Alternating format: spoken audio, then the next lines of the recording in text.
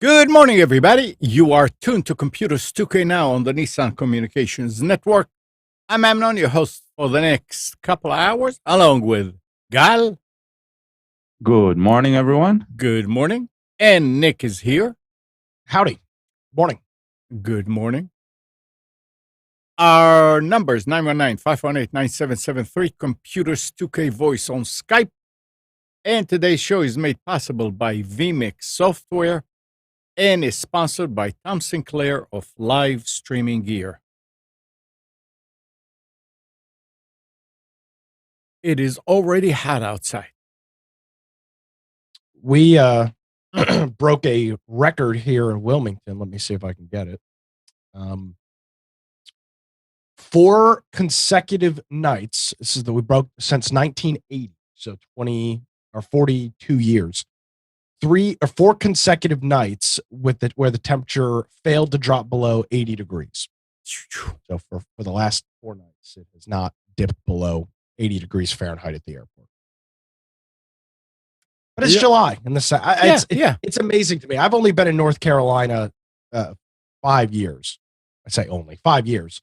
And it's amazing to me that every summer it's like people haven't been here before. Yeah, no, I mean this is not even close to the hottest July we've ever even had. No, not even close. It's still hot. It's yeah, but it's July in the south. I mean, yeah. And pretty soon we're gonna complain that it's cold. Oh yeah, that's some folks. That's how it goes. True. Yeah, when I moved in. One of my colleagues, he says, "So how do you find the weather in North Carolina?" And then he said, "If you don't like it, just wait 15 minutes." So, yeah. Gal, is your light on? My light is on. It's probably not on full. Maybe this. Yeah, there you go.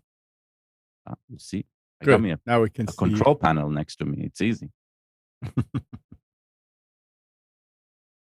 So Gal, you were at a convention over the last couple of days in Raleigh, yeah? Yeah, Galaxycon. First time. I mean, it's not the first time for me in a con. The first one was the Comic-Con in Durham. That one, when it happened, that happened in the winter, in October, November time. This one is larger. It was a 4-day event. I went only for 2 days. My main goal was to see stuff related to Kevin Smith and Clerks, and enjoyed the all the cosplays, and it was really fun. There's something that I find very interesting about these cons. It's like this congregation of people of such diversity in their interest, in where they come from, what they've seen, what they want. The combination of Disney fans, anime fans, comic book heroes, DC Marvel stuff, and a lot of Star Wars and Star Trek and all that, and which some of it is my fandom as well. And seeing everybody enjoying a place like this, it was really, really fun. I spent too much money a lot more money than what I thought I would on trinkets and stuff. Felt like a kid for a couple of days, which was really nice. So yeah, Okay, let me definitely ask a you fun this. experience. Yeah. And so I want to be careful how I word this. So when we went out to Infection Podcast, we went out to PAX a couple of times. We went to PAX East in 2017, and then PAX West in 2018 and 2019 out in Seattle. Those are gamers conventions. Yeah. It's called it's called the Penny Arcade. But it was Okay. a video game convention. It had all the big vendors: Microsoft, Sony, Activision, Blizzard, before they were all all owned by Microsoft. Plus indie studios, board, a little bit of board gaming and stuff like that. Did you feel out of place at the con? Because that was one thing we always noticed, is we felt very out of place there. Now, we were obviously into the scene, but these are super fans. Like, these are people that live, breathe, sleep, eat, and die, whatever their thing is. And we were just kind of normal hobbyists, and we felt very out of place with that. Was it a similar thing for you? I mean, there's completely that's what I mean by diversity. Also, is everybody on the spectrum of the fandom, casual fans as well as hardcore fans. They were all there together, and Interesting. the interaction was. There were other middle-aged people, just like me, not dressed up too much. I mean, all I had was like I don't know, a witty T-shirt, right? I didn't dress up. I just watching everybody with the amount of detail they put in some of their costumes is just staggering, right? It was amazing, but it was.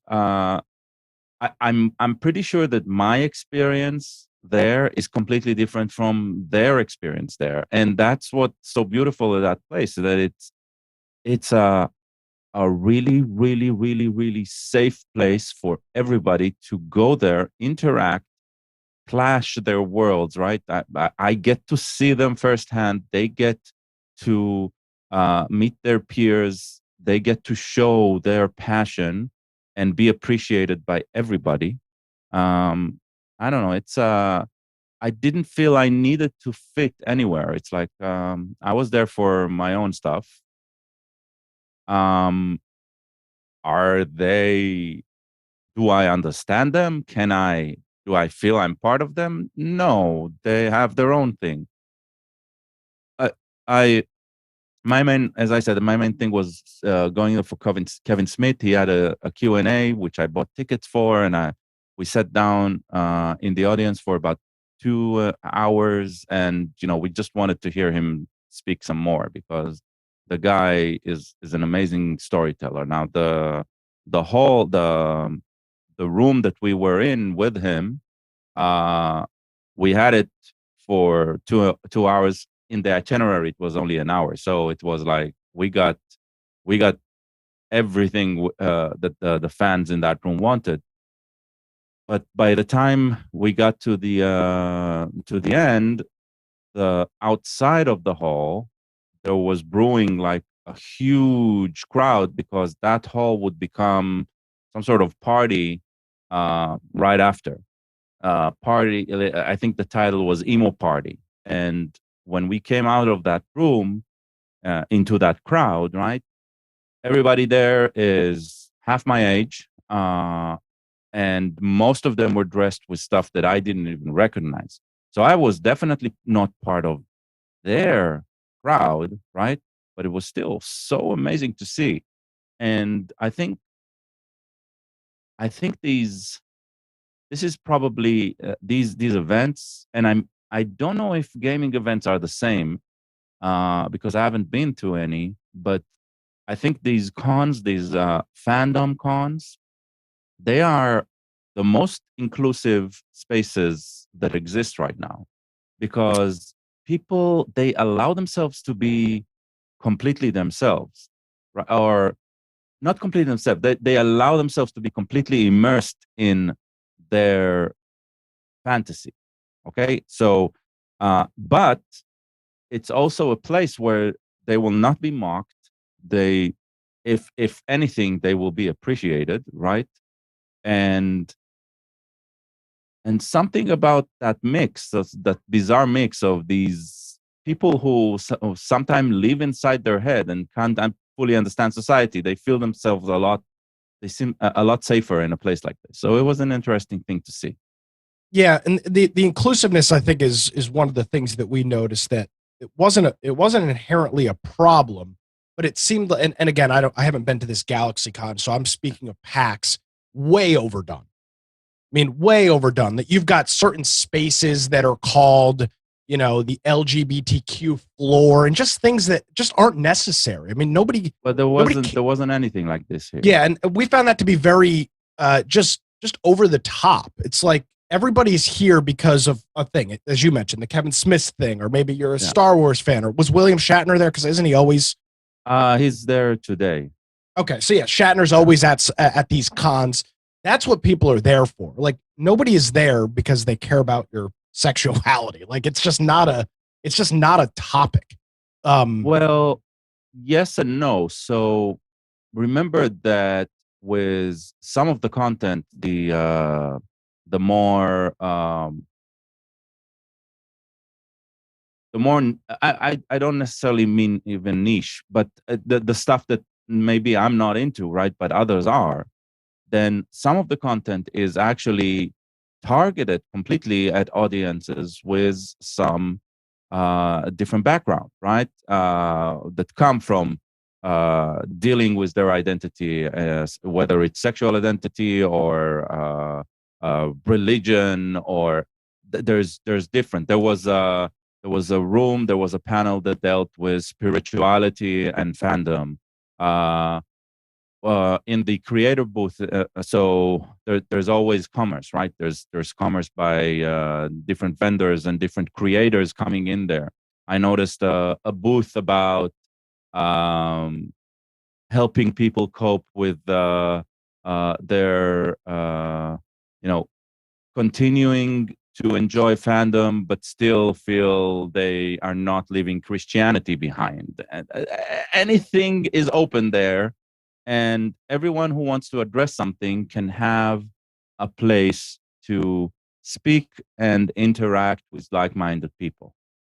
Not everything there is for everyone. I think that's what's so unique about that space. It's not there is only one place that is important there. So yeah, it was really fun. I definitely think that if I have a chance to join another one, I'll do that. I can tell you it's exhausting for 2 days, basically, right? Going from panel to panel. For me as an attendant, right, it was exhausting just enjoying the thing.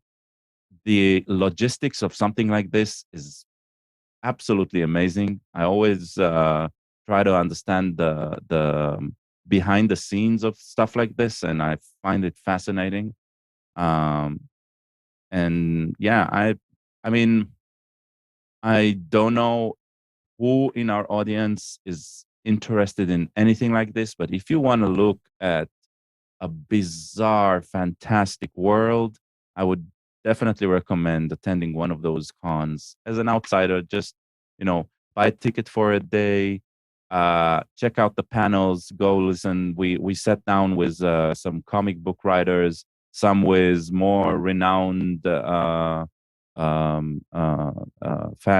and history. I think Larry David. No, I might be butchering his name because it's the first time I met him. But he wrote he wrote The Hawk for 12 years and X Factor for a while, and it was really interesting listening to his story about coming up with the characters and backstories of the history of comics. It was so listening to these people who create and do something that even I mean I wasn't really versed in that universe, but just getting another anecdote of it, it's always interesting. And so it's just a really wholesome, fun place. It even if there is a room, right, that they're gonna talk about LGBTQ representation somewhere. It's might be not for me, right? I didn't join any of the. There was video gaming, and board gaming, which I haven't done in years, and I'm not that into. There was stuff about cosplay, how to cosplay, what to cosplay, how to not cosplay too risque, so you don't get trouble with the law, right? There were a lot of panels that that were there, and most of them I wasn't in because I went to see some other stuff. I did see Katie Sackhoff. She came on talking about her roles, right, in Star Wars and Battlestar Galactica, and it was fun. Fun seeing the Q&A go through and the interaction with the fans. The Kevin Smith for me was awesome stuff. The entire cast of Clerks was there and they talked. So it was. I got to feel like a kid for a while, and it was nice.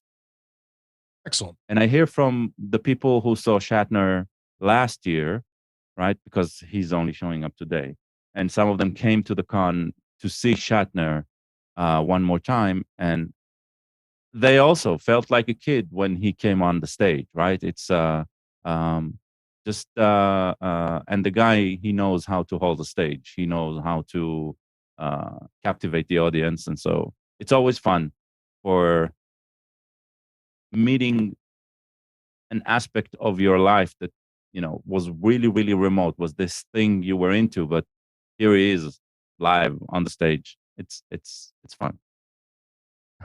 All right, I have a question, and it may be too simple for you guys. What is GalaxyCon? Well, I mean, I can understand Comic Con. It means something. What is GalaxyCon? It's just a different brand of a convention, and the differences are sometimes are just by this is a different company doing the same thing, or sometimes it's the focus itself. So it covers science fiction. The content content was part science fiction, but not. So I can tell you from what I saw in the audience itself, like who is the audience who came, and with what was available on the merchandise floors, right? The exhibition floor. So there were comic book artists, there were wrestling fans. There was a lot of wrestling content, yeah. So there were wrestling stars that fans could come up to their booth and get photos signed and get photographs with them. That is obviously was out of my world completely for me. But there were people who came for the wrestling stuff. There were wrestling matches between different comic and anime characters.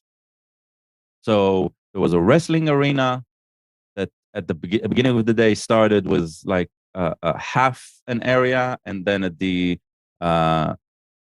middle of the day it became like a double of the area for the finale for the evening. And the amount of people who filled that room and were excited about it was staggering. So that was a huge part of it. I guess this is something that happens on GalaxyCon and doesn't necessarily happen in the other cons, for example. So there was that aspect. There was a lot of anime, like Asian, Japanese style, Korean style animation content. So a lot of the costumes that people were coming in, a lot of the content that was sold, a lot of the artists that were creating stuff were in that genre. There was some Star Wars and Star Trek content, for example, but I didn't see a lot of other science fiction, unless you count the whole Avengers and DC and Marvel world, right? But those are not necessarily I mean, there's a lot of science fiction in them, but it's like they're the comic book world, right? So it's a different thing. Okay. And the celebrities, Katie Sackhoff and Guillermo, what's his name? Not Guillermo. Giancarlo Esposito, which are they're each they have their own repertoire. I mean, Giancarlo Esposito, he's an old timer, but because of his involvement with Star Wars lately, right? So there was this focus on Star Wars as well. So it's everything. If you look at the itinerary, one of the things they do is something called a cosplay meet, and it's like they schedule every hour a different cosplay meet, and the idea is to sort of take over two things. It's like a mix and match. It's like get to know other people who are interested in exactly the same fandom as you, and they meet in a single place once an hour, and so you get to know other fans, and Okay. obviously there's an option for connection. And the second thing is a photo op, right? You get to take a photo with all of your characters that you like from that world. All right, And stop there a second and explain Yeah. in short. Don't get into 2-minute details. What is cosplay? What is fandom? Costume. Okay. Fandom. I am a fan. This is the domain of my fan. Okay. Right? Okay. It's the world that I come from. Okay. Cosplay, costume, of playing in costume the characters that I love from that fandom, from that domain of fans. Okay. Right. Okay. No, all right. That's for people who are not into it. This is No, that's fine. important to. In the past, there were only one or two kinds. The Trekkies are probably the most famous ones, right? Those who love Star Trek. They actually had a name for it, and they would dress up as Star Trek, right? And that's how it started in these conventions. It started with the Star Trek crowd and the Star Wars crowds, right? Those were the most. This time, as you see Disney princesses and characters, you see everything there. There was a session with a Disney sing along, right? Now the room was full with adults, like probably the average age there was 20, 25. Okay, and Disney songs, sing along songs on the screen, and the audience, which is costumed in a wide range. You see robots, you see Darth Vaders, you see stormtroopers, you see anime characters, and they're all singing Disney songs. It's hilarious. It's a fun experience. All it's right, bizarre. so everybody having fun. Yeah, exactly. All right, that's good. Stop there for a second, and you're using banana, right? What do you call it? The mixer. Oh, voice meter banana. Yeah. I don't know how to control that, but Nick, do you hear the choppiness? The like Yeah, overdriving? restart your audio engine and see if it clears up your mic. Okay. Yeah, you're kind of overdriving. It's not overdriving. It's It's not. It's just choppy. Okay. I mean, it's interesting. I've never been to any of these. Is better? Yeah, but you need as you talk, we'll see. Okay. All right. I've never been to any of these take it. conferences. It's interesting what you're saying. Yeah, I mean, if you Nick, if you feel out of place, kind of in PAX, I can just imagine how I would feel. I would feel completely way out of place. In a way, I think every single person there feels out of place. You're still in the choppy. real world. Still choppy. Yep, that's interesting. I Keep wish going. Keep going. Keep going. Say what Yeah, you I wish I had the ability to hear what you're hearing. Yeah, I know. because Finish what you were going to say. Everybody. I think everybody there feels out of place. Every place, even there, it's because these are especially the people who go and cosplay and go into detail. Mhm. Yeah, but I Um, mean, these I'll stop. people live the stuff. I mean, like you said, I mean, I'm way on the outside, so it would. I wonder how it would. I mean, Well, I can tell you one thing. You walk in with your jumper, yeah, right? And you will see that you are in no way bizarre, okay. right? I never think I'm And bizarre. and still and still people will probably will ask you like, what's this about? Yeah. Well, yeah, it's fine. Yeah, interesting. So you Okay. had fun for 2 days, Oh, and I definitely, mean, definitely. these were not full days. I'm assuming Friday you worked. No, I took Friday off. Oh, Yeah. wow. So Yeah. how many hours did you spend there? Probably, yeah, 12 hours every day. Like Wow. we came in around Okay. 10, 11 and left at around 11 midnight. So yeah, And that was where? in Raleigh, in the convention center in Raleigh. Did you have any problems with parking, traffic? No? No, $10 parking inside, like attached to the convention. The parking lot wasn't even full, like to capacity. So Wow. and it Nice. was full of people. They Saturday specifically, yesterday they were sold out. So it was full. And it was Nice. still, I mean, it was crowded, but it was okay. It was like it didn't feel Nice. like too Nice. constrictive. So I'm gonna reboot and you guys continue. All right. Okay. Okay. Um,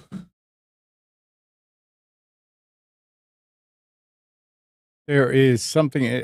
We a couple of weeks ago, maybe 2 weeks ago, I believe it was. We were talking about how Intel was saying that they're going to drop prices of CPUs.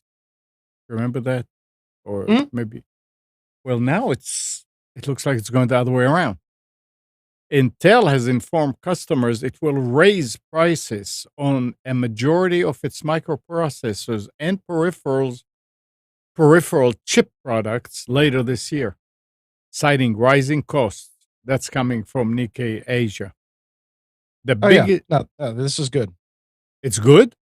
Yeah, it's great. I mean, the United States government just gave Intel $52 billion to build a chip plant in Ohio. So I think Yeah. it's great that they're raising prices. I mean, Yeah.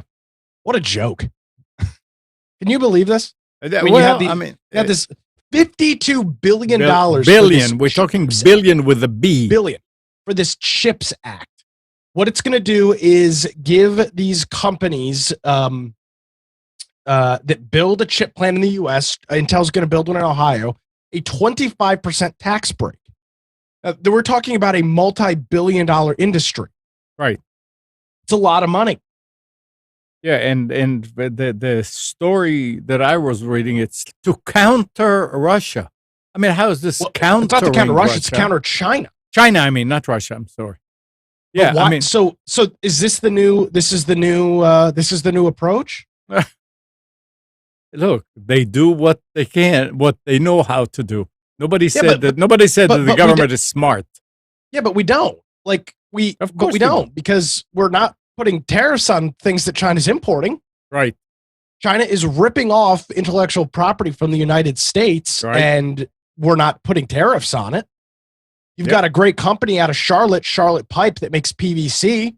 You've got Chinese companies that have ripped off their IP and are importing Charlotte Pipe branded piping into the United States with no tariffs.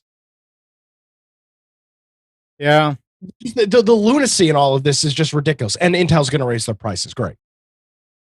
Yeah, they said that they are the plans are to raise prices this fall on flagship products such as central processing unit for servers and computers, where it dominates the market, as well as on a wide range of other items, including chips for Wi-Fi and other connectivity.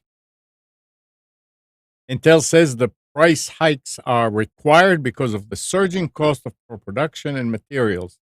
An executive says that The percentage increase have not been finalized and could be different for different type of chips, but are likely to range from a minimal single-digit increase to more than 10 and 20% in some cases. Intel move comes amid an inflation surge in the U.S. and around the world. The U.S. reported consumer price rose 9.1. Well, but it's yeah, they're getting money and Put yourself on the screen with me. Yeah, We're talking. and there's another story about Intel. It says Intel could really use a few bucks from the recently passed by Congress, at least $280 billion Chips and Science Act. The U.S. chipmaker shocked investors on Thursday, revealing it lost nearly $500 million in the second quarter, its first quarterly loss in years. The company cited weakened demand for PC components and downturns in the broader economy as a main culprit for the decline. Overall, Intel revenues were down 22% year over year. Those results have forced Intel to lower its expected yearly revenues from $68 billion to $65 billion.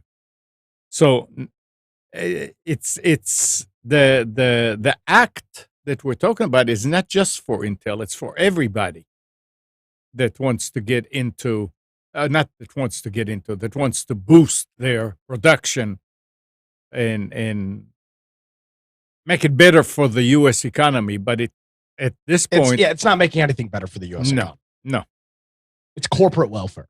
Yeah, it's a corporate welfare for an industry that doesn't need it. And there was some story, I don't think I kept it, that now put yourself up on the screen with me. Oh shoot, I didn't realize. Yeah. And there was something about people that opposed it, and they were saying, why are we giving them all this money? Yeah, that's where I stand. 187 Republicans in the House opposed it, and rightfully so. This is the detail of the bill. $52 billion in financial incentives to the semiconductor industry. The semiconductor industry, which is one of the most profitable industries. Most profitable industry in the world.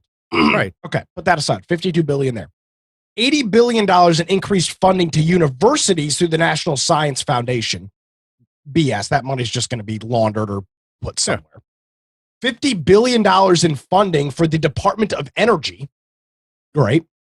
$1.5 billion to spur mobile broadband development, and then a 25% investment tax credit for these companies. It's going to add nearly $80 billion to the deficit for an industry that is, as you just mentioned, is going to raise their prices on the consumer. Yeah, exactly. I think at this point, right. I think freaking GPUs have costed 6 times what they've needed to for the past 3 or 4 years, and now we're going to give these companies a big old pat on the back and a big old check to build stuff in the United States until the incentives run out, and then they'll close down their shops and move their shit back to China, which is what they always do. Yeah, run it till the incentives dry, and then shut it down because it's not profitable once the incentive goes away. It's you. Great job. From your position, what you do every day, you see these things and you need to analyze them. But for the consumer that goes into Best Buy or goes to Amazon or anywhere where they buy that stuff, all they see is higher prices. That's all. They don't understand why. But it's funny because they hear on the news that this bill just passed and it's going to make semiconductors, cheaper and better in the United States. And then they're going to go to the store and see that their stuff is more expensive, and they're not going to correlate one to the other. I think Intel is riding that inflation train. They are. It's easy for them now to say we have to raise it because of inflation. But just imagine how much good it would do if they went against that wave and say, okay, now we can actually fight this and give you better prices and do better things because you're helping us. That I think that would have put a really nice check mark next to Intel versus. But let me ask you this, and I need to play devil's advocate. Yeah. Intel has already proven they don't care about this stuff. Look at what Intel had done between the, let's call it like the 6th and the 10th gen, or maybe even the 5th and the 10th gen I series processors. Nothing. Literally nothing. And that allowed AMD to come up with Ryzen a couple of years ago and blow Intel out of the water. Right. Now their 12th gen chips, the i12 series, is a good leap forward. They're very good chips. But until AMD lit a fire under Intel's ass, they didn't care. Yeah. So why all of a sudden would they care now? I don't see why they would. I mean, Intel always. I mean, it's not new. I mean, AMD, and I can't remember the name before AMD. There was another name. ATI? No, it was AMD, but they turned it to AMD. I can't remember. Back in the 90s and early 2000s. I mean, we have a lot of in the archive. There was Intel, and there was about Athlon. No. Yeah, you talking about the name of the chip or the name of the company? It was always AMD. I mean, not always AMD, but it was the Athlon series in the 90s and 2000s. It was something Sys, I think. Something Sys. Anybody on the chat remember knows what I'm talking about? The Sempron? Nope. No, it wasn't a name of a chip. Oh, interesting. Was, so yeah, I mean, it was it was a company that always did better than Intel, and then Intel had to up their game for a while, and then the other one will come. And I remember only Intel, but I'll tell you this: even when we are talking about the AMD Intel race, which goes back to the 90s, AMD was always the small player, right? It was always the David against Goliath. Right. So, but I'm going to bring it. I mean, I'm not sure. I'm not sure. Nika. Cyrix. That's it. Cyrix. Thanks. Yeah, Cyrix made processors, but I mean, they weren't anywhere near as big as these companies. No, but at the time, it was. Oh. Back then, for CPUs, they were a big player. And they were the ones who lit fire under Intel's ass. And they were successful because Intel kept going and bettering what they were doing. That's it, Cyrix. Well, and that's what Intel did a lot of through the 90s and early 2000s. But it seems like after 2010 or 2011 that they were so far ahead of the AMD FX series, which was just a god awful chip that AMD made. The FX series was absolute trash. But they were trying. I had two of them. But they were trying. I don't think they were trying. I mean, it was a half-assed attempt at best at a chip. These things were expensive. They were hot, and the performance was god awful on them. And you were using it, right? Yeah. Oh yeah, I had two FX series chips. They were terrible.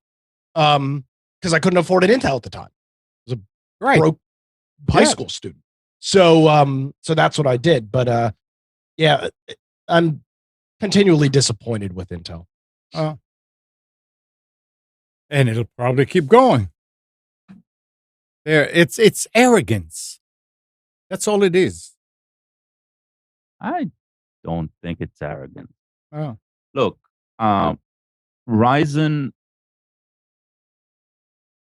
shake the boat with their 3000 series, right? Mm-hmm. And they showed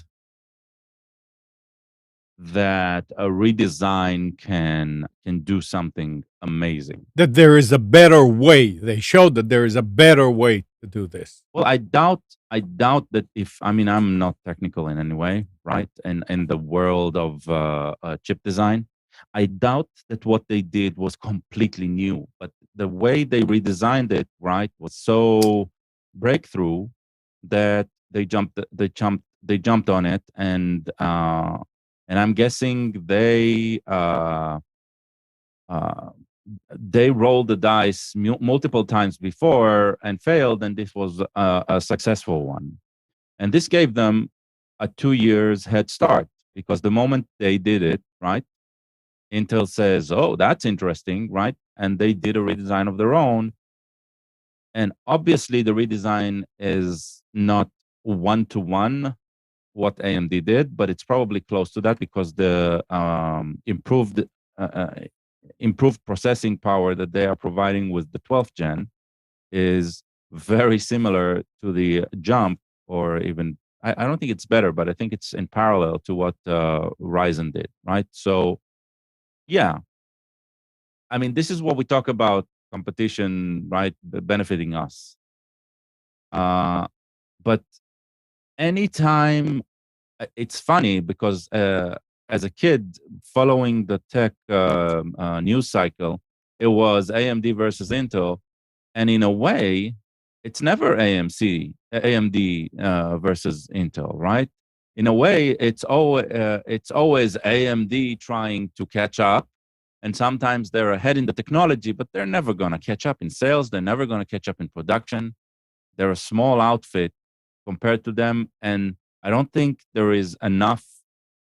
They cannot create a big enough gap in order to overcome Intel ever. I hope they will, because the innovation they bring to the market, right, together with Intel, is when in this head-to-head race is amazing. And yes, they are the reason Intel did the advance now, but probably we're going to get advances, right, going forward, seeing AMD find, because the designing a chip like this, right, is probably somewhere between 4 to 10 years of design, right? Correct. Of working on it, right? And the last 2 years is just taking that design and figuring out how to manufacture it.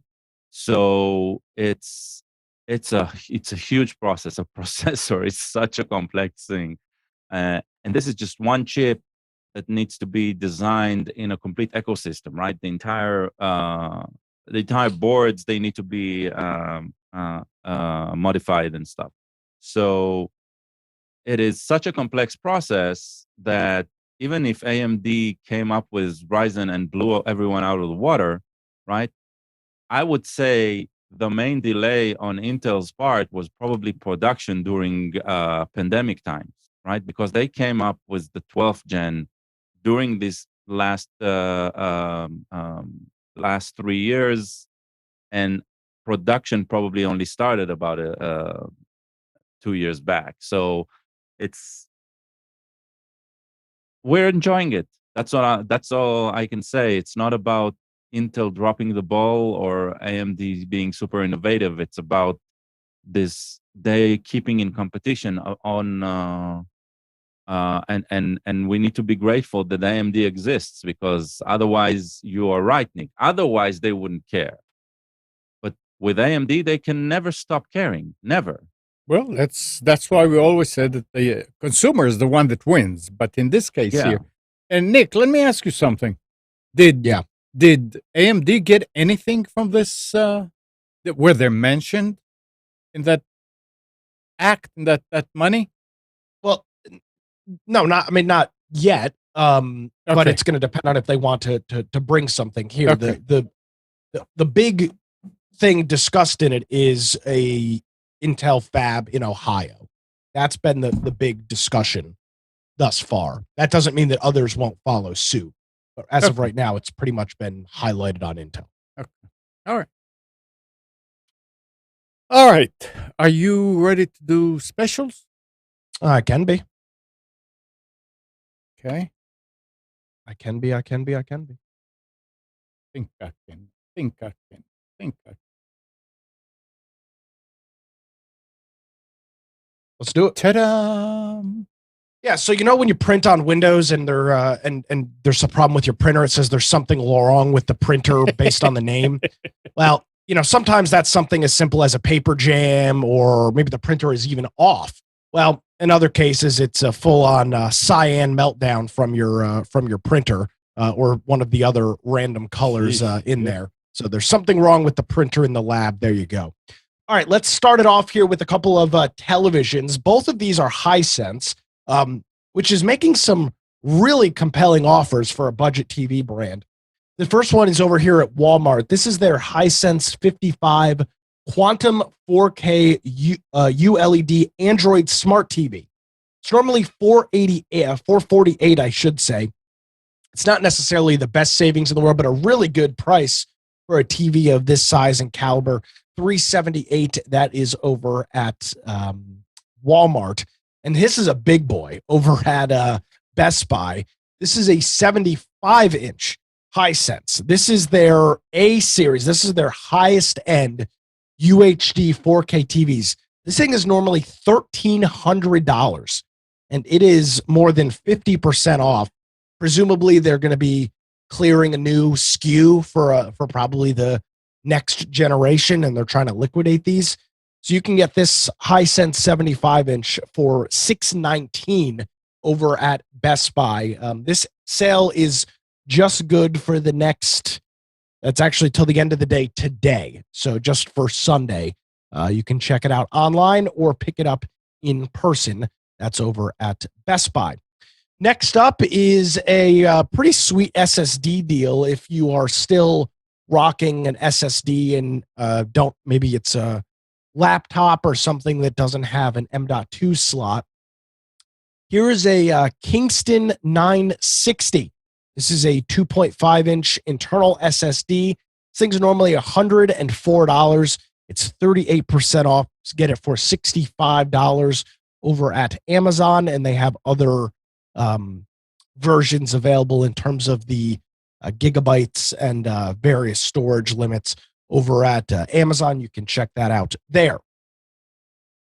Moving on over to a laptop here.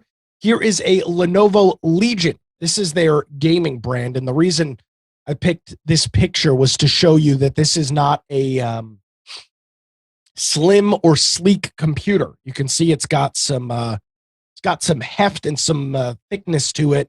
You can see the heat pipes and some of the things on that. This is a Lenovo Legion 5. It's a 17.3-inch, so it's a full keyboard with a numpad, rocking an AMD Ryzen 5 5600H. It's got an NVIDIA GeForce GTX 1650, not the highest end or top end GPU, 8 gigabytes of RAM, which is a little bit lacking, and a 256 gigabyte NVMe SSD. It's normally $799, but you can get it for $599 over at Walmart. The RAM is upgradable, which is good, which you'll probably want to upgrade. And if you're looking for a maybe middle tier gaming laptop or something of that nature, this is a pretty good computer for the price, and you can get up to 16 gigs of RAM inside of it. So you can check that out over at Walmart. And in other Lenovo news, this is a little bit of a different one. This is a Chromebook. This is the Lenovo Flex 3i. It's a 15-inch that's got an Intel Pentium Silver N6000, which is one of their newer Pentium chips that they're running. And it's a Chromebook that flips all around and can be used as a tablet, very similar to the Lenovo Flex Windows laptops, but this one is a Chromebook. You can check it out. It's normally $484, pretty expensive for a Chromebook, but it's on sale for $299 over at Lenovo.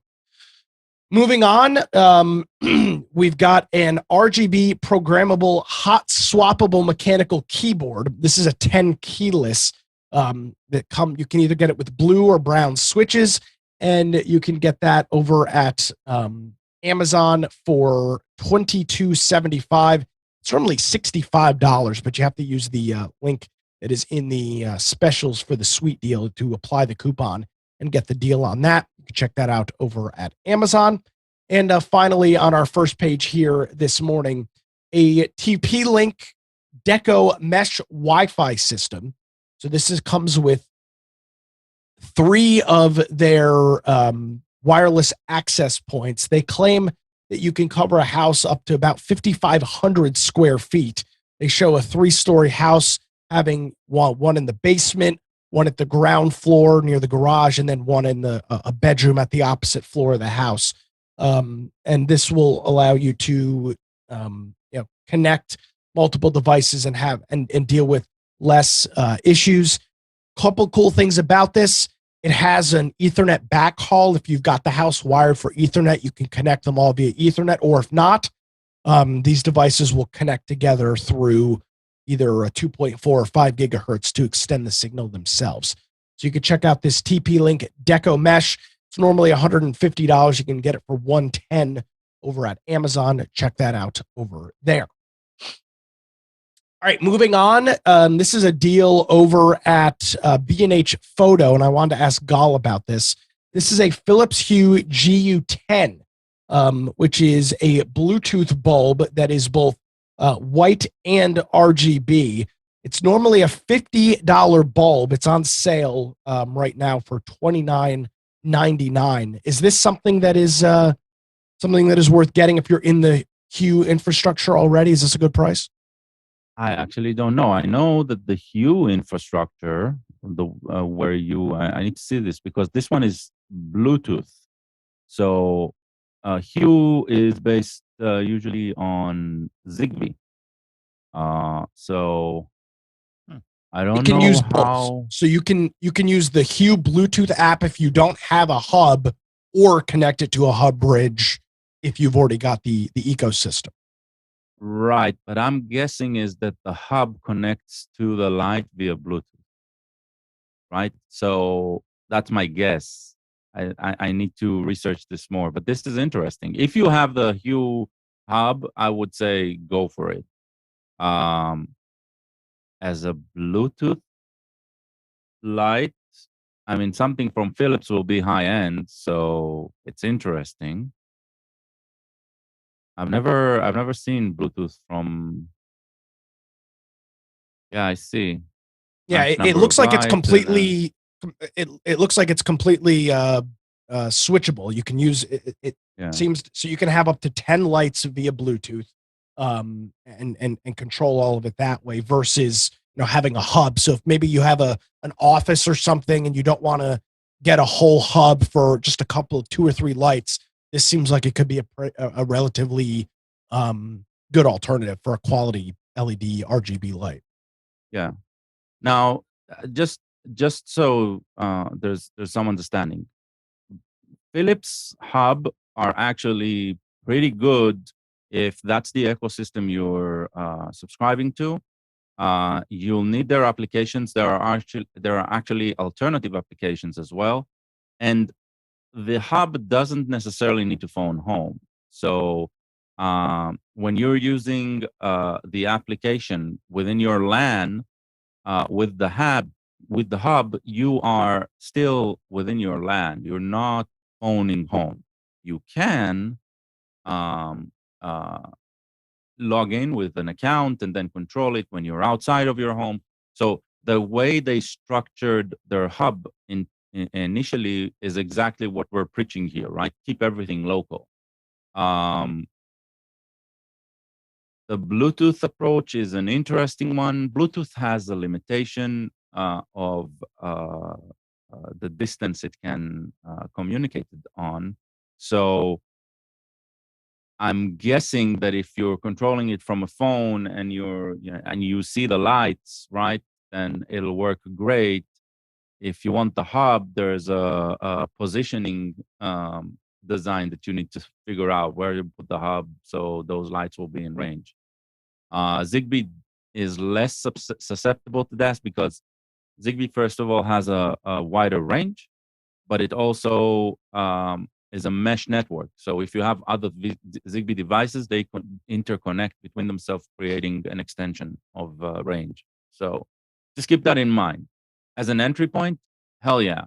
Something from Philips for $30 for trying it out and seeing if you like the effect, definitely. And these are decorative lights, and they are color, and color from hue are excellent.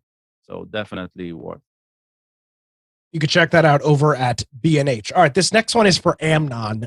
This is over at the Home Shopping Network. This is the TCL Alcatel MyFlip 2. This is a hell of a deal, Amnon. You can get up on this. It's a track phone network. And by the way, if you create an HSN account for the first time, you can actually get this phone for just $30. This is normally a $100 value. I'm telling you, folks, you really got to jump on this.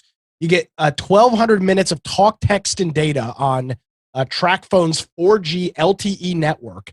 This thing is, again, I should have kicked off the deals with this because it's such a phenomenal deal.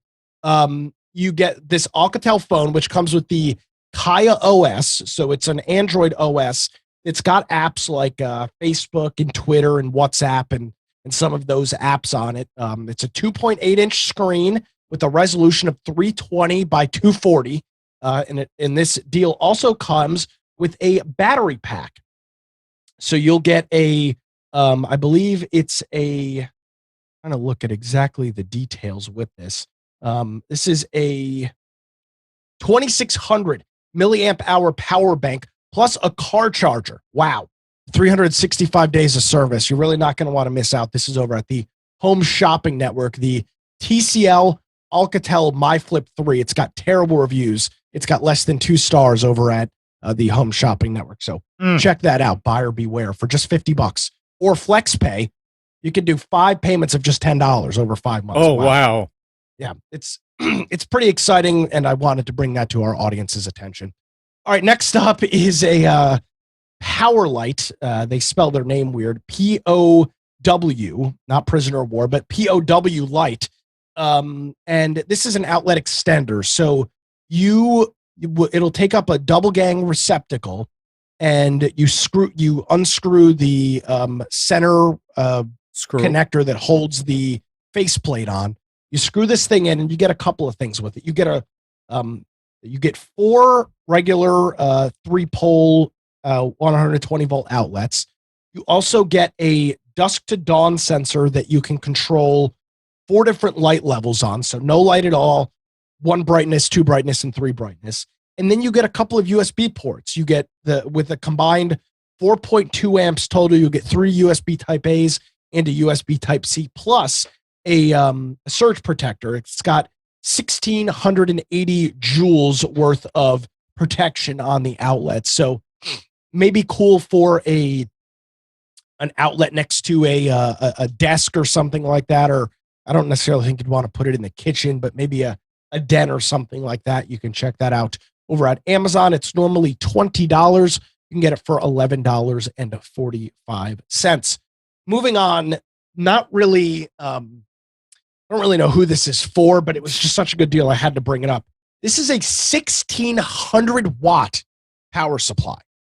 Now, my computer here right now has got a AMD Ryzen 9, like 5900, a GTX 1070. I have a 600 watt power supply, and it's more than sufficient. This is a 1,600 watt power supply. This thing's normally $500. This is on sale from EVGA. They're selling this directly for $199. If you're planning on building a beast of a computer with maybe a 3090 and the newest Intel 12th gen that's drawn 500 or 600 watts, you might want to pick this up now and just keep it in the box. It's an 80 plus platinum rated for this, 1,600 watts for just $199. A phenomenal deal over there at EVGA. Next up is a 10,000 milliamp power bank. This is from, it's called the Pocket Boost, and it's got just 2 ports on it. Very simple. which I'm glad to see that these USB chargers are flipping to this design. It's got a USB-C, which is both for charging, putting input into it and charging a USB-C device. And it's got a traditional USB Type A. You can charge pretty much anything you want with this. They say that it's carry-on safe, charge iPhones, tablets, pretty much anything you want with this. According to this, you can charge this will charge, it'll do 18 watts via USB-C. So this will fast charge a USB-C device 50% in less than 30 minutes. And obviously, because it's got a USB Type A, you can pretty much plug in anything you want with it as well. You could check that out over at Amazon. Normally $35, on sale for just $19.99. Moving over to Best Buy, an Amazon, an Amazon A-Word, available 4th generation dot for $19.99. This is normally $50. I just got one of these in my living room to replace my original A-Word that died, and I've been pretty happy with it. The sound is pretty good for what it is. It does have the it does have the speaker jack, so you can connect something if you'd like to. I've been pretty happy with it in the living room. Save $30 on that over at Best Buy. And finally, a deal for all of you. Go ahead. I have a question about this. Yeah. So you said it has a speaker jack. When you're connected to the speaker jack, does it do multi-room? I would assume so. I don't know. Okay. I don't know, to be honest with you. I'll search. Yeah. See if it does. But I know for a fact it's got the 3.5 millimeter jack. But I've been pretty happy with this one in terms of its performance, just for a device in the living room. I don't really listen to music on it, but maybe if you do, you can check that out. And finally, for our Costco lovers, here is the Costco. This is an online sale, so you're not going to find this in the warehouse. I really want this computer, but Gal's convinced me to wait till I can get a 12th gen Intel. And I've had this has been a very similar priced laptop for the past couple of weeks, but I'll bring it up again. This is the Lenovo IdeaPad 3, 15.6-inch touchscreen laptop with the 11th gen Intel i3. It's an 1115G4, 15.6-inch touchscreen, 8 gigabytes of RAM, a 256 gigabyte SSD. It's only $299. So you're saving $130 on that immediately over at Costco, and you can check that out online. And that's going to do it for specials. Thank you, Nick. Yeah, and don't mind my voice getting over a cold. It's fine. No complaints about your voice. Now, hopefully it holds together for 3 hours of radio tomorrow morning. It will. That's what we're hoping for. It will. Spence is in the chat. Yeah, well, he's gone. Oh, okay.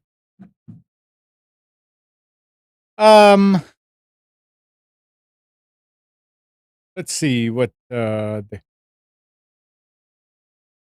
here's. I mean, we were talking lately about VR and VR. So here's the Federal Trade Commission on Wednesday filed for an injunction to block Meta, the company formerly known as Facebook, from buying a virtual reality company called Within, limiting the company's push into the so-called metaverse and signaling a shift in how the agency is approaching tech deals. The antitrust lawsuit is the first to be filed under Linda Khan, the commission's chair and a leading progressive critic of corporate concentration, against one of the tech giants. Ms. Khan has argued that regulators must stop violations of competition and consumer protection laws when it comes to the bleeding edge of technology, including virtual and augmented reality. So she stopped. Meta was trying to buy it, and they put an injunction on, no, you can't buy it, because they probably wanted to buy it and maybe use something from it or just put them out of business. I've never heard about within. It is just interesting that something like this is going, and there was Okay, so within they are creator of supernatural VR fitness app. That is probably the number one VR fitness app in wow. the Meta ecosystem. It is a very interesting. It's like Peloton, right? That's their name, Peloton. Peloton, yeah. Yeah, Peloton for VR. So it's a subscription. You subscribe to, and you get live sessions with an instructor, right? In group settings, probably. I don't think you see the groups, but there's a schedule you can join in, and you can do live sessions, and the VR environment creates the feedback that you need for the training. So if you need to crouch or something like that, then you get an image of I don't know, a triangle where you need to fit yourself in, stuff like that. So I know that it is highly charged. I don't know why they are um, like, where the trade commission thinks that there's an infringement here, because these are software developers, but it's, I don't know. Well, I don't think it's I don't know infringement. why blocked it, right? I haven't read, so I don't know. It's not infringement though. It's the FTC, correct? Yeah, It is the FTC, yeah. Asking for an injunction that would block Meta from completing its acquisition. Yeah, this is all.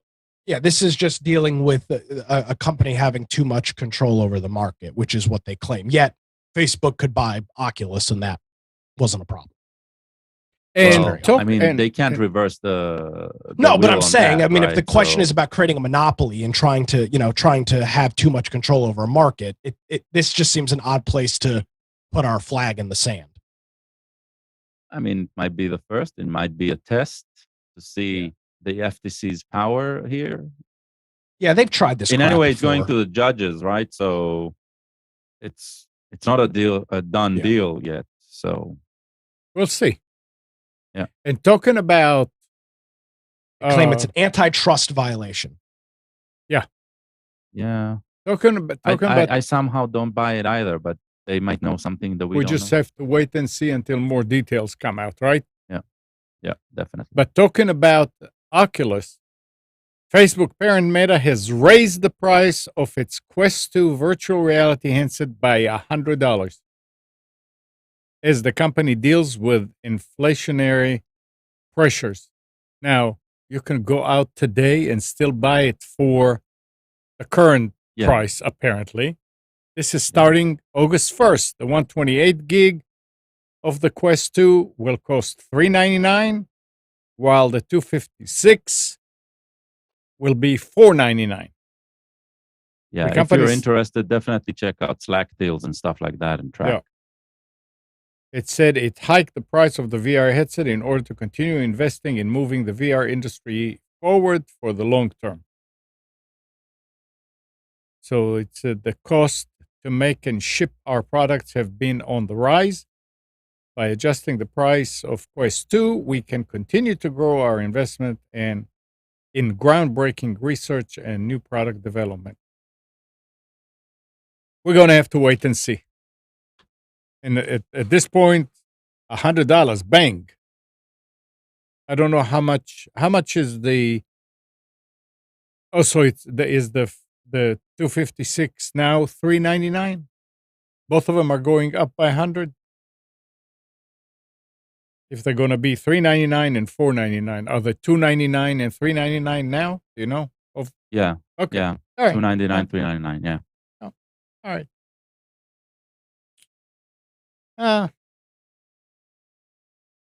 I mean, there are situations where you can get it for you used to at least get it for $250 and $350.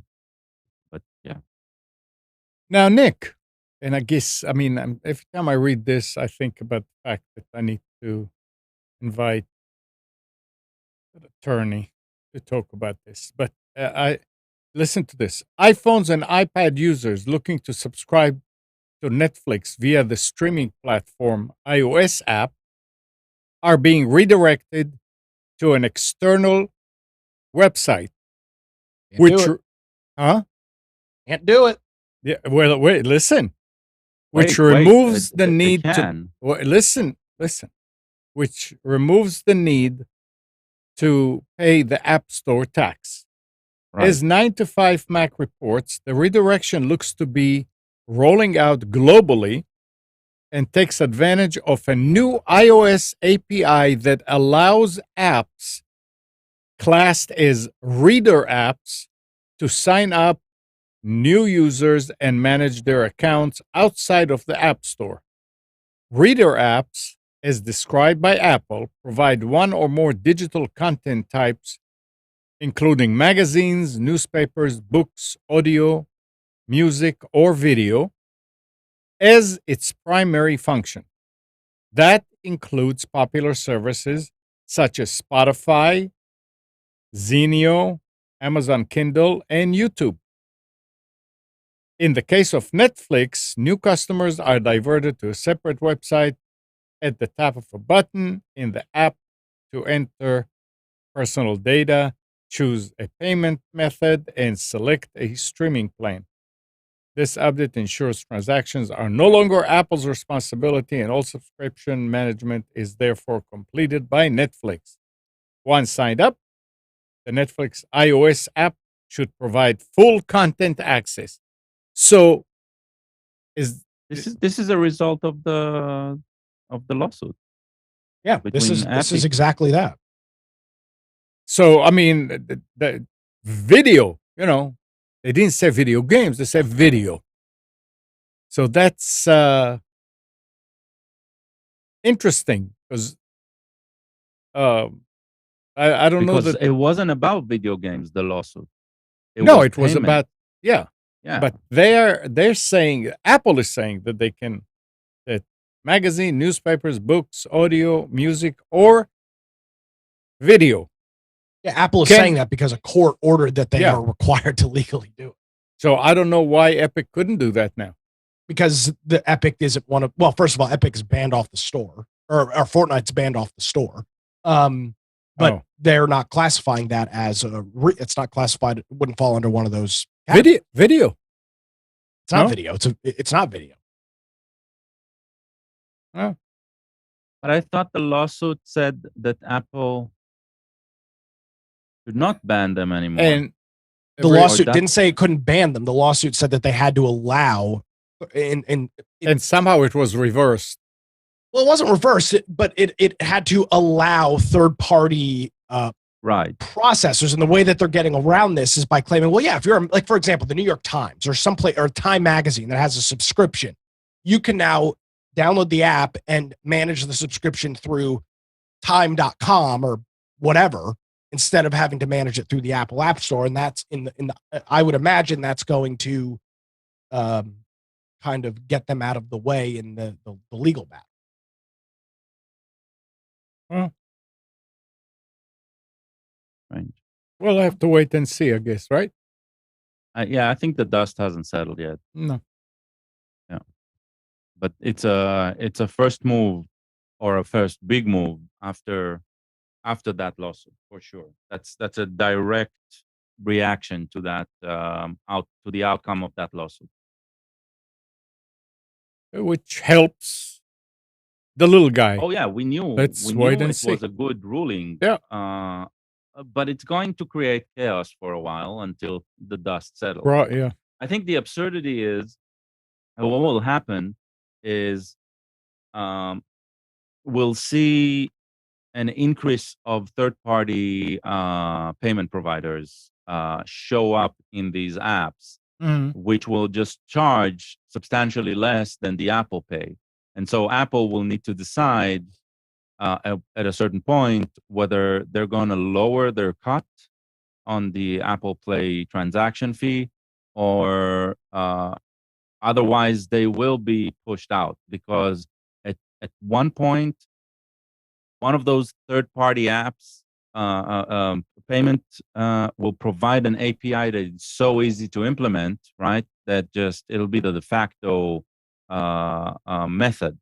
And I wouldn't put it past Google or PayPal or something like that to create that API. Now To that allow. Apple can't do anything to block it. So, Oh.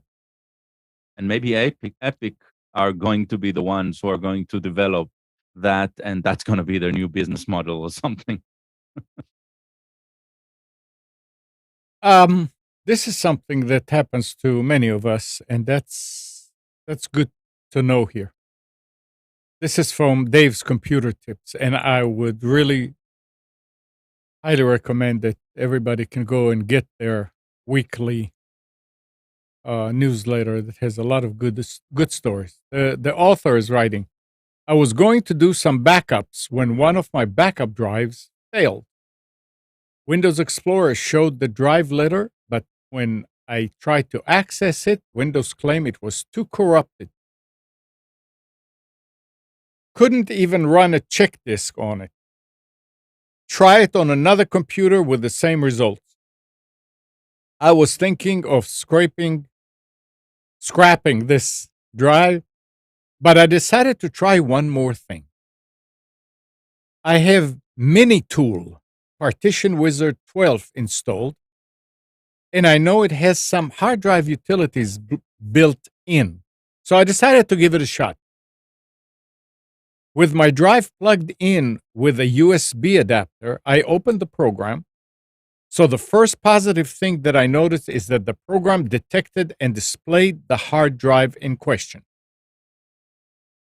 And he shows it in his example. He said, I right-clicked on the drive and found the option to check file system. He clicked on it and a window opened, and in the options section, I selected to check and fix detected errors. Then I clicked on Start. It scanned the drive and found some errors and was successful in repairing them. I have my drive back. To be sure the drive isn't damaged, I right-click again on the F drive, and this time chose the option to do a surface test, and it came back fine. So I went in there, and you can buy it, but there's also a free version. Now, I don't know if the free version will allow you to fix it, or will just tell you, we can fix it, but you have to buy it. And it wasn't cheap. It's a lot cheaper than having to send the drive to a lab to recover stuff, but it's called Minitool from Partition Wizard. I think the website is partitionwizard.com. But that's very interesting. A long time ago, I had a situation when a drive was bad and I couldn't do anything with it. And there's I can't remember the name of the other program. It's old. Something that allows you to go in and change things in it, and just running it without anything, just starting the program, going to the drive and getting out, fix the drive. There's quite a few of these. There are some free and open source tools that are worth giving a shot before deciding to give up. So yeah. Yep. Off top of your head, do you have one? I mean, Gparded, it's a Linux-based tool that you can create a bootable USB from. Okay. And you get a graphical interface. In the more commercial world, there's Disk Genius, which their free version is amazing in what it allows you to do. I don't know specifically about the ability of recovering. I'm guessing what he did there was recover bad sections, Yeah. bad blocks. and I guess most of these can help with. I'll post a link in the chat to whenever I'm looking for a solution before I decide whether I need a specific software or not, is if I know of a software, let's say in this case you read a recommendation about Minitool's partition wizard. So I go to alternative2.net and I check which other software are there that are alternatives to this one, and I test them out, right? Okay. And that's a great site to discover good software. See if there's a good free version, if there's a good open source free version as well. They have and the community around that site is very effective. There's also another community called Software Recommendation, which is part of the Stack Exchange communities, which is also phenomenal because there you can ask a question. I have problem X, Y, Z. I might know about a software that does this and this, but is there another software that costs that? And some person will share their experience with you and tell you you should try this, maybe try this, and so there are a few sources for situations like this. Never give up. No, you should that's not. for sure. Right. Yeah. All right. And Amazon sent emails last Friday morning to Amazon Drive users to notify them that the company is shutting down its cloud storage service on December 31st, Yeah. right at the end of the I year. got that message. Yeah. I'm not using them, so it wasn't heartbreaking, but I read it and I said, a lot of people are going to be pissed. Yeah, it says we are taking the opportunity to more fully focus our efforts on Amazon Photos to provide customers a dedicated solution for photos and video storage. Amazon says photos and videos in Amazon Drive accounts have been automatically saved to Amazon Photos. If you rely on Amazon Drive for your file storage, you will need to go to the Amazon Drive website and download your files by December 31st. Yep. Yep. So Basically, they're saying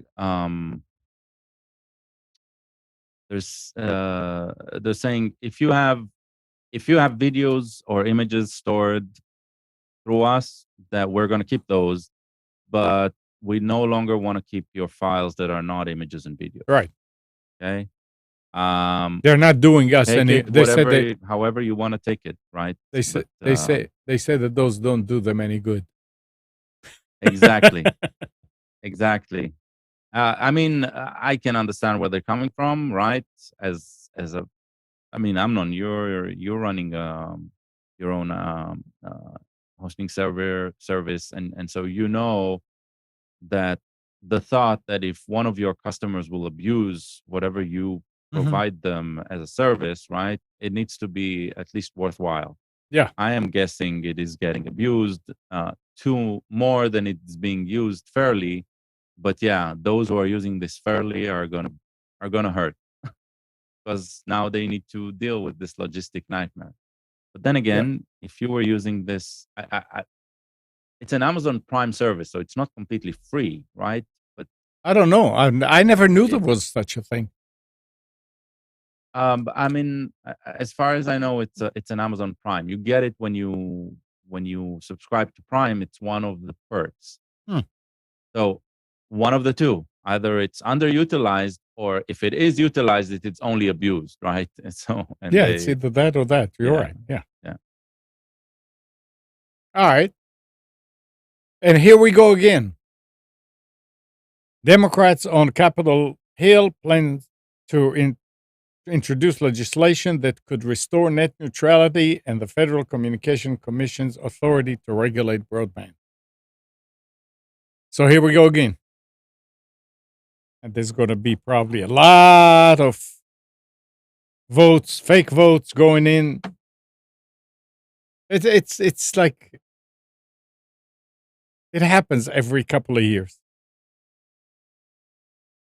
Here's something positive.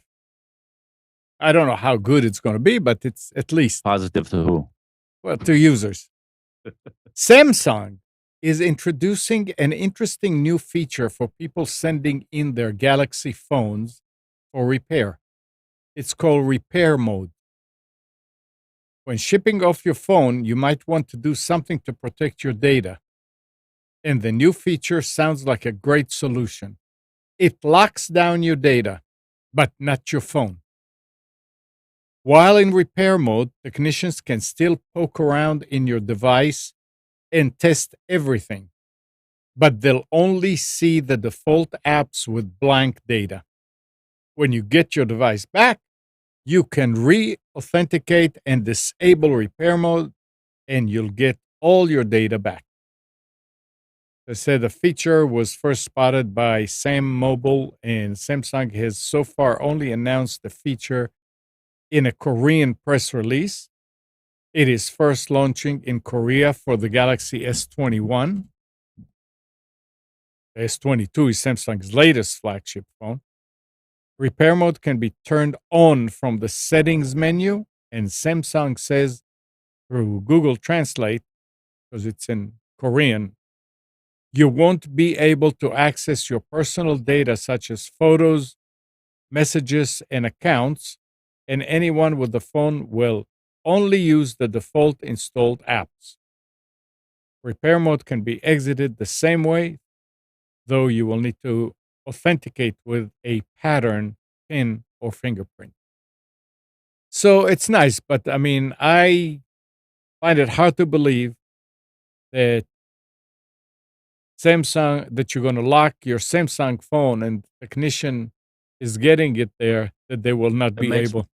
Huh? It actually makes full sense to me. Yeah, But but encryption. I'll explain the mechanism. It's actually quite simple and ingenious. That, or let's say, I wish it was there before. So the way the phone works, right, today, with encryption on, where you have a thumbprint or a PIN code, uh, everything is encrypted by that seed.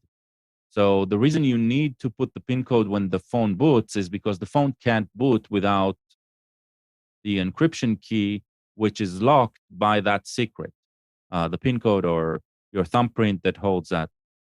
So what they're doing, basically, they're partitioning the OS, right, to the minimal essential part. You might remember Windows safe mode, right? It's so think about, what if the OS, that Windows safe mode, in this case an Android safe mode, will be able to load using the system without mounting the encrypted part of the file system. And lo and behold, right, you'll get that. I think that is great that it's coming in. It's even, I would say, very late to the game, because if we had a mode like that uh, a while back, right, you would be easily, you will be, it will be very easy to determine whether it's one of your apps, right, or if the phone is not, it can't work, right, it has an issue. So yeah, I think it's a great design. I hope that once that design from Samsung is in, it'll be shared with the upstream Android projects, and so it'll eventually be available in all of the other Android OSs. It's an interesting solution. It's a good one. yeah, Because the encryption does work, and it's, look, you don't have a lot of privacy anyway, right? There's a lot that is being shared while you're using the phone with the software developers and software producers and the ISPs and all that. But if you have some semblance of, at least nobody can snoop around when they have their hands on your phone, at least not easily. Yeah, I think I'm all for that. That does sound reassuring in a way. yeah. And I'm guessing it's probably because some legislation in Korea. I mean, that would be my guess, right? I don't know. It Or doesn't sound like something that a company would put an effort in from from their bleeding hearts about the needs of the people. So you don't think so? no, I don't No, think so. I would. I don't know. I used to think that way, but not anymore.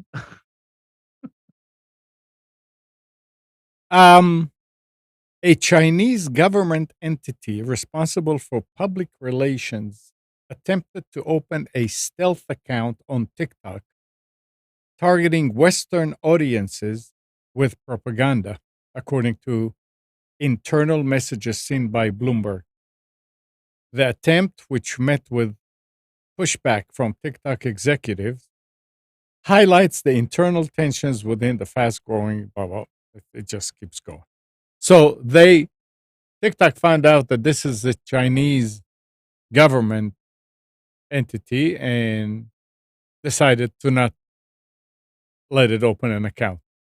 That sounds to me like it's just a bunch of, hey, you see, we are not what you say we are. And it's interesting. I think Uh, that especially American media Yeah. have a very skewed view on how China as a country operates. We think this is this monolithic single unit. It's not. So I every time I read something like that, people cannot be drones. It doesn't matter whether they're Chinese or not, right? Some people And can people be. are operating these businesses now. Whether their goals align with a capitalist mindset, I don't know. But it doesn't mean, even when there is government interest in a company, right? It doesn't mean that that company belongs to the government.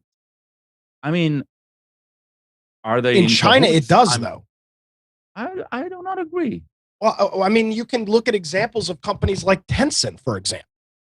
And that is a company that is not technically owned by the Chinese government, but anytime there's any sort of problems, the Chinese government steps in and curbs Tencent, and they're the largest video game developer in the world. They have direct input as to what Tencent does. Input. Yes, Input, not aka control. do what we tell you to do. I mean, there was a Look, period of time in which the fact that do they or we have do. control. Well, I'll give you one more example on the video game front. There was a period of time over the last 18 months where China was not allowing any new video games on the market. There was hundreds of applications coming in a day. And it wasn't until Tencent changed the policy that the floodgates opened. So it is very much directly influencing these companies and how they operate. Controlling them. Yeah, absolutely. I'm sure there is always attempt of control, but I'm saying they are not one and the same. There's always. So there was a 4-month period where there wasn't anything, right? This was a company trying to hold up against its government in this case. Right? That's what I'm hearing. I'm hearing There was they didn't want to play the game and they were trying to flex their muscles. So they're Correct. definitely not one and the same, right? They're definitely in some sort of power struggle. So it's not as simple as the government owns them. The government has a lot of control, but it's not a monolithic unit. That's what I mean. So anything that's coming out of China is not necessarily the government. That's what that's all I mean. I think it's a lot more than we're led on to. I think it's a lot more than we're led on to. One of these days, we'll find out too. We won't. You'll never find out. You're not part of that conversation. I don't think we will be. But, somebody is going to defect and they leave, or. Oh, you don't need somebody to defect. You can go on YouTube and watch and you can go on YouTube and watch videos of people talking about the influence that China has on various entities and companies. And you can look at a Star Wars movie poster here in the United States that has a black character prominently on the front. The movie is released in China. The black character is scaled down and is a tiny little pixel in the back of the thing. That's the Chinese influence that we're talking about. And that's coming directly from the government. Directly. Right, and when you go if something comes to the States, right, and is too risque on the poster, it is also toned down. There is a lot of influence in any direction by any culture, by anything, right? It's not just the government, and there the government is strong and very, very over-regulated, a lot more than here, right? Over-regulating, not over-regulated. That's what you meant to say. The government is over-regulating. Yeah, Yeah. The laws are over-regulated. Yeah, I mean, it's but it's a little bit different because I don't disagree with you, right? You do have cultural influences. For example, in the Muslim culture, things are very different. No argument there. The difference is when there's something like, for example, I'll post a link in the chat, a Star Wars movie poster that in everywhere else has got a prominent black figure on the front of it. In China, it does not. If that was not done in China, the movie would not be released. That does not happen in many other countries. Now, there are some where it happens, sure. Now, somebody here in the United States can throw a hissy fit about it, and it can be, quote unquote, canceled or changed, or there could be some, Moral Monday public outrage over it. right, But the because government's not going to chose say, not no, to. this movie is not being released unless you change your movie poster. That doesn't happen here. Right. All that, the fact that the governments are, what they choose to put their hands in is completely different, right?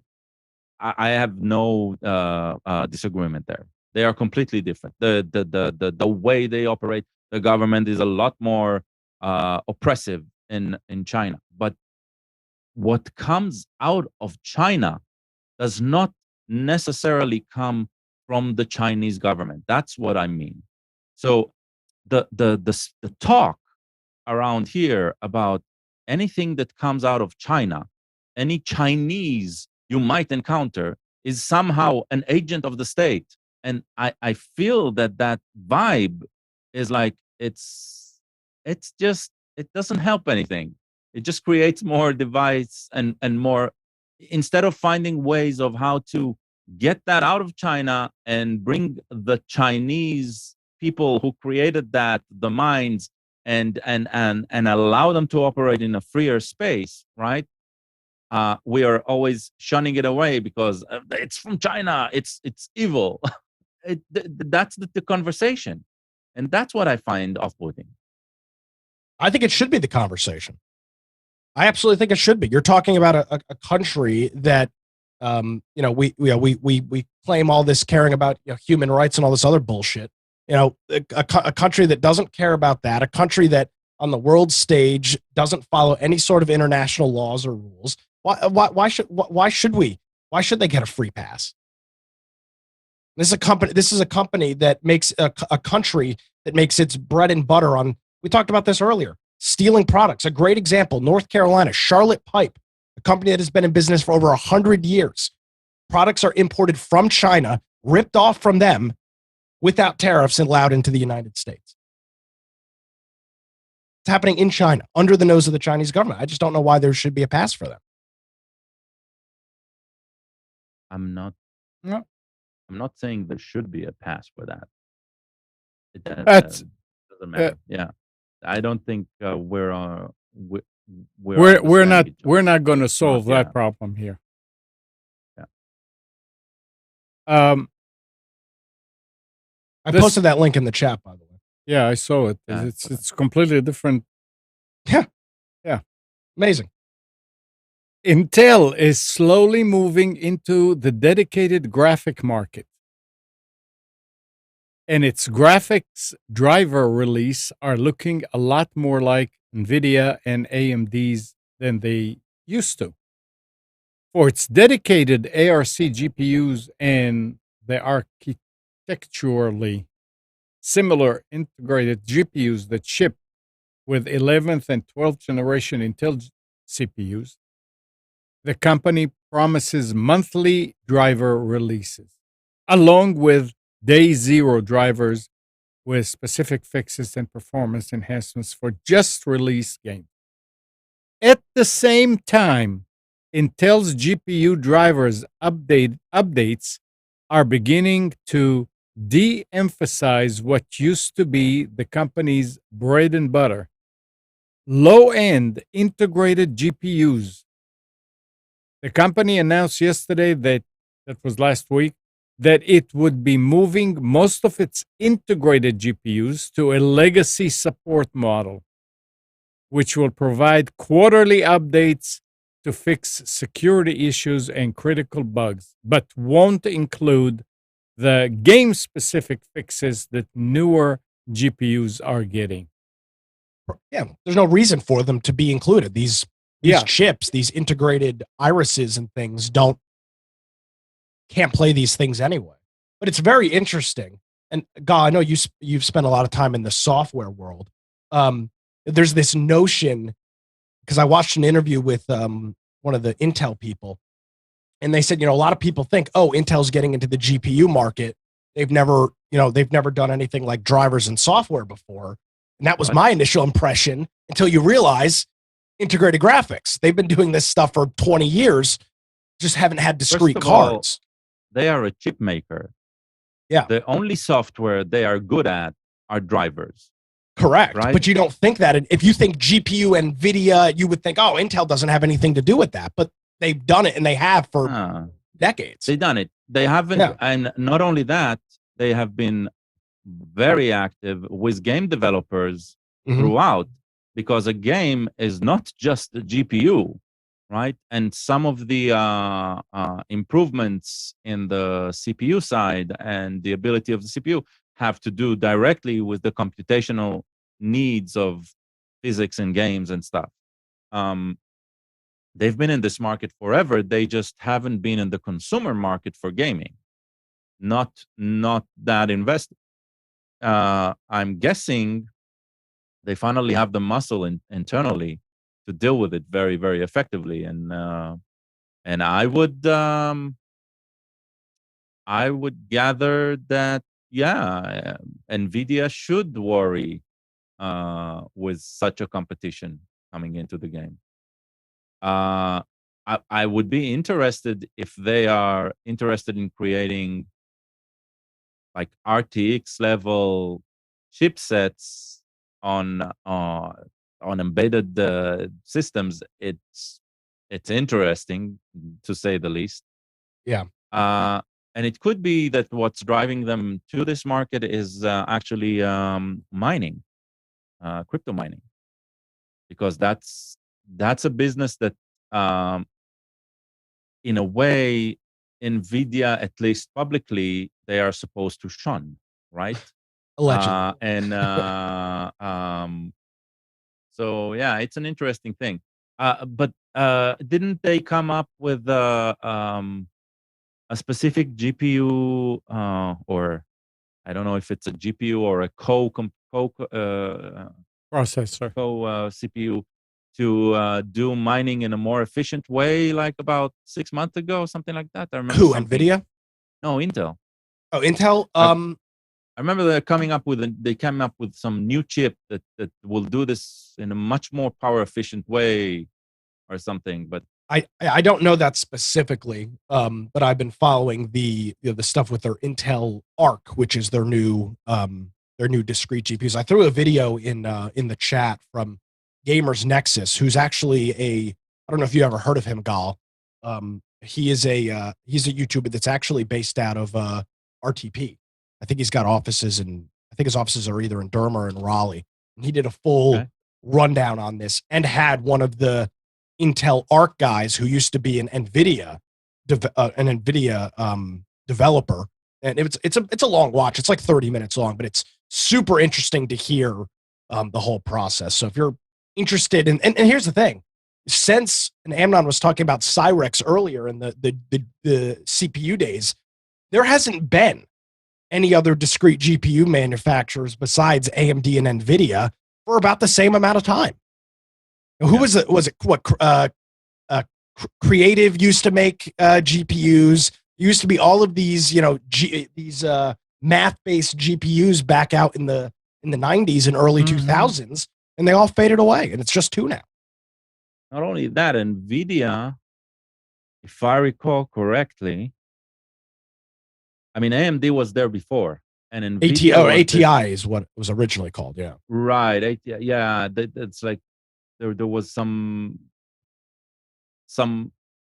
purchasing, some movement, and this new entity, NVIDIA, suddenly was created, right?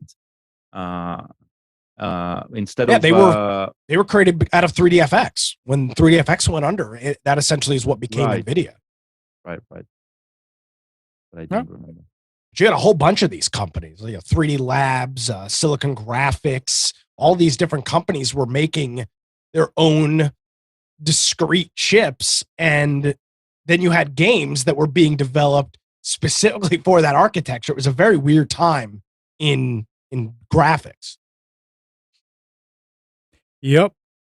And you had to get the right card if you wanted to play this certain game. Yeah, or to get certain features in a certain Yeah. game. Certain 3D acceleration and things like that. Matrox. Talking about acceleration, listen to this short thing. Intel Linux GPU driver developers have released an update that results in a massive 100-time boost, 100x, in ray tracing performance. This is something to be celebrated, of course. However, on the flip side, the driver was 100 times slower than it should have been because of a memory allocation oversight. So all this Wow. time, it was slower because of memory allocation oversight. Yeah, memory allocation is one of the slowest software operations happening. And so what happens when you're writing low level means as close as possible to the hardware. When you're writing low level software, memory allocation needs to be super efficient. I mean, I found it strange. I need to read what's the history behind that, like how negligent is that slowdown, or whether the fix is really a way, like a breakthrough in some Look, design. Because if it's, what I want to say is, if it's in Intel's drivers, right, kernel drivers, then it might be elsewhere as well, and this might, create like, that's what I want to see. If it's a negligent oversight of like some old code that hasn't been updated for a while, or and only now is getting the love that it needs, or whether it's, finally everybody should do this, right, because we were doing it wrong for a long time. Yeah, I mean, 100 times, we're not talking about, 10%, 8%, which everybody takes, whatever they can get to get that's 100 times, that's, oof. Yeah. It happens in software all the time. Anyway. So Nick, let me put it this way. The amount of time it takes us to boot Windows 11, Windows 10, right, compared to the amount of time it took to run a less complex system, Windows XP, right? Mhm. Take those, both of those, right? What has changed? What has changed is a lot of mindset about how software should load, what should be loaded into memory first, stuff like that, right? And that is an evolution of years. So that's what I mean. Is it like a breakthrough in the mindset of how to design the driver, or is it just, we should have seen this sooner, and we're sorry, right? We shouldn't have put that way. Yeah, That's what I mean. I'm glad you brought that up, because I don't know how many people do this, but Windows 10, Windows 11, I'm sure has it too. If you do the Control-Alt-Delete and go to Task Manager and Startup, you're going to see a lot of programs that are starting up when Windows comes up that really don't need to. And you can go in and disable it. Disabling it doesn't mean that you can't use it. It just means that when you finally want to use it, when you click on it, it's going to take another split second longer to come up. So but you have to know what you're doing and say, yeah, I mean, why do I have Google Drive? I use that once a week. I don't need that to come up every time. Why do I have Skype coming up? That might not be the best example, Google Drive. Well, I don't know. I'm just saying, you know. But you got to be careful of applications that do work in the background. And Google Drive will sync documents 24/7, even if you aren't, quote, using it. Right. But the thing is that it will come up when it needs to. No, it won't. If it's closed, it's not going to sync anything until you open it. That's what I'm saying. Like OneDrive's the same way. For example, if you run OneDrive on your computer all the time, and here's the thing: if you don't use OneDrive or Google Drive, yeah, disable it. Yeah. But if you use it at all, those are applications that are. It's like your second copy file program, Amnon. It runs in the background all the time. Yeah, or at least you'd want it to if it's syncing files. If not, then yeah, I agree. Just disable it. You don't want it. Well, all I know is that on my computer, I went and I disabled everything that really, I don't see any reason that it should come up automatically, and I never miss anything. Yeah. And that doesn't sound like you use Google Drive for a file. Yeah. So that makes boot up faster. But anyway, you use Spotify. Gal, you said you stopped using Spotify? Yeah, I use YouTube Music. Do any of you ever heard about Car Thing? It's a wait, Spotify. Car View? Car Thing. It says it's a dashboard accessory designed to make it easier to control the streaming service on your phone from a car. Sounds like it's a hardware device. Yeah. Yeah. So they stopped. No, it's their device. Interesting. Yeah, it's their device. It's a Spotify Car Thing. That's bizarre. And they stopped making it. Just obviously. Oh, nobody's ever heard of it. We haven't heard of it. So it doesn't matter. Yeah, hold on. No, I mean, I'm sure those who use it probably like it, but it sounds like a very niche thing, and marketing was never around it. So, yeah, check this thing out. So it looks like it's a little, it connects to your phone via Bluetooth, and it's a little like dashboard controller for Spotify when you're in the car. It's looks similar to what the Amazon AWR device that you can put in your car. Something similar to that. Very odd. Didn't even know they made it. I am guessing the reason they are pulling this out is because this is a bit like the you remember on the deathbed of cassette tape in cars and not enough Bluetooth support. You could buy a cassette-shaped adapter that you would plug in, and you could get Bluetooth support through it, and it'll play. So this is like a transitional thing, because today, I think most manufacturers, most car manufacturers have both Apple Car and Android Auto support built in. So this is no longer really needed if those car manufacturers have it. This was probably created when that has not became the norm yet. So yeah. Oh. Now there's apps for probably most ecosystem of cars with some sort of smart control panel. Yeah, so it would connect either Bluetooth, aux, or USB to your car and do that. If now and what, so yes, it's some of that, Gal, and it's also, for some reason, if it's such a pain in the ass, and I know, to control Spotify on your phone, you have this standalone device that's all it does is control Spotify. A very odd device. A very, very odd device.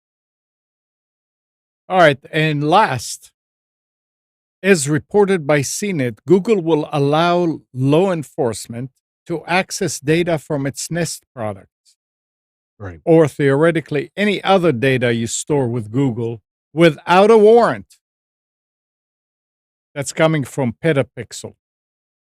If we reasonably believe that we can prevent someone from dying or from suffering serious physical harm, We may provide information to a government agency, for example, in the case of a bomb threat, school shootings, kidnapping, suicide prevention, and missing person cases. Reads Google TOS page. And we will consider these requests in light of applicable laws and our policies. Oh, I'm sure. Yeah. Company that cares nothing about privacy. Absolutely. Right. And it's funny. And I just, obviously, all of the examples you just read are not things that anybody would disagree with. Absolutely. But as we know, it's the blurring around the lines of those policies that are the problem. Nobody is against stopping a school shooting, of course, or a bomb threat or anything like that. It's when it's, well, Amnon's posting some pretty crazy stuff online, and we're not a big fan of that. So maybe we'll just turn some of this data over. Let's make it super political and current, right? And I'm guessing not all of our audience are for or against what happened with the Supreme Court. But let's say you live in a state where abortions is illegal, right? That can be interpreted as somebody is about to die. Sure. Right? And then the government can listen in on your plans to travel to another state. Well, the government's already doing that. Drive to another state and do an abortion, have an abortion, right? So, yeah, think about that. The moment the government has control about something, free access without any due process that they need to go through in order to get that access, everything's fair game. Red flag. Yeah? Yeah. I don't get it either. Anyway. Anything else? It's about this time of day again. Anybody else has anything to add here? Good to go. All right. Well, thanks, Nick. Thank you. And thanks, Gal. And good morning, Kathy, Hannah, Nabil, Mac, Norm, Katie and Dana, Dina, Eleanor, Sarid, Yaakov and Yael. Thanks, everybody, for tuning to Computers 2K Now. We hope you enjoyed and maybe learned something from our time together. Remember to practice safe computing. Back up your hard drive and update your virus scanner. We'll be back here next Sunday at 9, but you can always reach us at computers2know.com. And again, remember, Monday through Friday, 6 to 9 a.m., Nick is on Wilmington's 980 The Wave and 107.9 FM. You can tell your A device to just play 980 The Wave and listen to him live anywhere. Or you can go to recordings at nickcraig.com. And Tuesdays at 7 p.m., Nick and Brian do the Infection Podcast, which is a program for gamers, survival games, and game news. So 7 p.m., twitch.tv/Infection Podcast, one word. Have a great week. See you next week.